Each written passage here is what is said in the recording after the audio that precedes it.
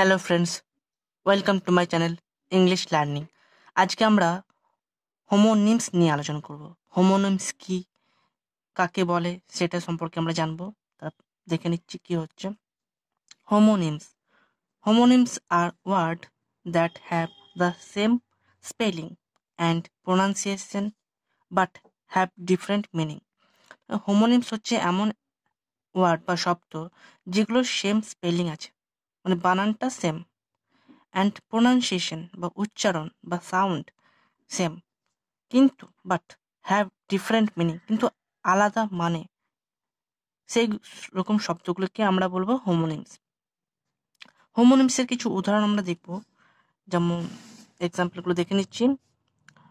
Bark, BARK, bark, আর BARK, bark. একটা bark মনে হচ্ছে কুকুরের ডাক, কুকুরের আওয়াজকে আমরা বার্ক বলি, BARK, বার্ক। আর একটা হচ্ছে গাছের ছাল, BARK, বার্ক মানে গাছের ছাল। ডাই, DIE, ডাই, ডাই মানে মৃত।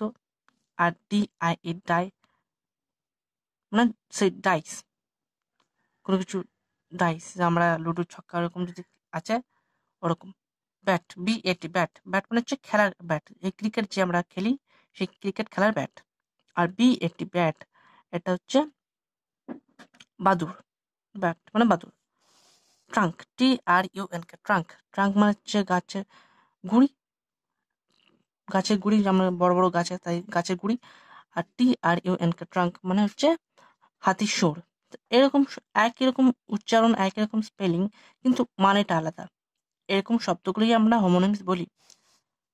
RIGHT, রাইট, রাইট মানে ঠিক, কোনো কিছু আমরা প্রশ্ন উত্তর যখন ঠিক হয় তখন আমরা রাইট দিই, রাইট বলি, সেটা হচ্ছে রাইট মানে ঠিক। RIGHT, রাইট, রাইট মানে ডান দিক, কোনো আমরা দিক নির্দেশ করি, কোনো কিছু আমরা যখন নির্দেশ করি তখন রাইট মানে দিক। এটা স্পেলিং মানে বানান আর প্রোনাউন্সিয়েশন সেম, উচ্চারণ আর বানানটা সেম কিন্তু মানেটা আলাদা, এরকম শব্দগুলোকে আমরা হোমোনিমস বলি। আর park, PARK, park, PARK, park. এখানে প্রথম যে পার্কটা সেটা হচ্ছে উদ্যান, যেখানে আমরা ছোট ছোট বাচ্চারা খেলাধুলো করে, নানা ধরনের জিনিস থাকে, সেরকম হচ্ছে পার্ক। আর PARK, পার্ক, এই যে পার্ক শব্দটা, সেই শব্দটার মানে হচ্ছে আমরা গাড়ি দাঁড় করানো, মানে কোনো কিছু গাড়ি যখন আমরা দাঁড় করাই তখন পার্ক, ওরকম পার্কিং এরিয়া যেমন বলা হয়, ওরকম PARK, পার্ক মানে গাড়িকে দাঁড় করানো। কাইন্ড, KIND, কাইন্ড, আর KIND, কাইন্ড।